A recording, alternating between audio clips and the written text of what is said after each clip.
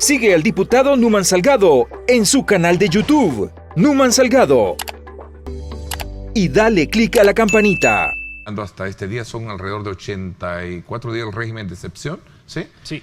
Y cuáles son, sin duda alguna, los resultados, como lo hemos visto en exposiciones, en entrevistas, ha sido muy positivo. Pero aspectos más relevantes de esto, antes de entrar un poco en detalle del proceso de, digamos, de prórroga, sería la tercera prórroga que estaría entrando en vigencia, entiendo, de acuerdo a las voces que se escuchan, ministro. Sí. Bueno, como tú sabes, Ernesto, yo creo que antes de entrar en el tema de guerra contra las pandillas, creo que es importante, el día de ayer, 20 de junio, celebramos los 3 años del lanzamiento del Plan Control Territorial. ¿Por qué es importante el Plan Control Territorial? Porque naturalmente en su fase 1, 3 y 4 es la que nos permite venir preparando todo este escenario. Pero antes de eso es, con la fase 1 y 3, lograr sacar a El Salvador de los países más violentos. Y así es como vemos que ya al 2019 hubo una reducción considerable de homicidios. En el 2020 también se cierra un año con una reducción considerable. Muchos en aquel momento dijeron que los números eran porque habíamos estado 3 meses encerrados por el tema de la pandemia.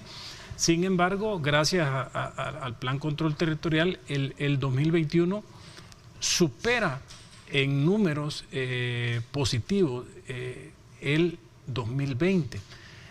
Todo esto, y ustedes lo pueden ver ahí en la gráfica, todo esto habla de cómo todas estas 3 fases, que fue la de incursión, fue la más reciente que se implementó el año pasado, todo eso era necesario para poder llegar al momento en que nos encontramos. El ministro de Seguridad, Gustavo Villatoro, explicó a detalle todas las fases del Plan Control Territorial para poder llegar al punto en el que nos encontramos, un combate frontal de los grupos de pandilla en nuestro país.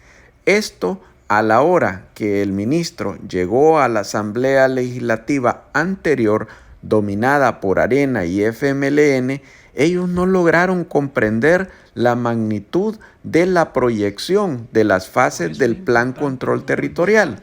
Sencillo, amigos. ¿Usted por qué cree que Arena y FMLN no lograron comprender eso?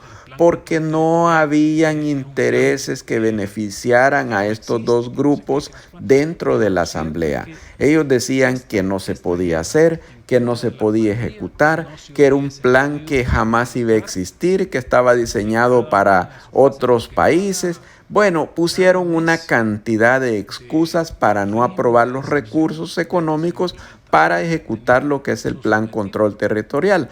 Ahora la población lo está viendo en el terreno, lo está viendo en sus comunidades, cómo el gobierno de El Salvador, a través de su Plan Control Territorial, ya en su fase de ejecución de lucha frontal contra los grupos de pandillas, está llevando tranquilidad a todas las comunidades de nuestro país. Esto es una prueba más de que lo que se planifica bien y se ejecuta bien en tiempo da buenos resultados. Arena y FMLN jamás van a entender eso, porque ellos lo único que veían eran los famosos maletines negros para poder aprobar todas las leyes y los préstamos que llegaban a la Asamblea Legislativa. En este momento, Ernesto, de las 15 sillas, el principal enemigo, estamos claros, que son las pandillas. Pero dentro de las pandillas, la más grande era la MS. Y era contra quien enfocamos en una primera línea todos nuestros esfuerzos.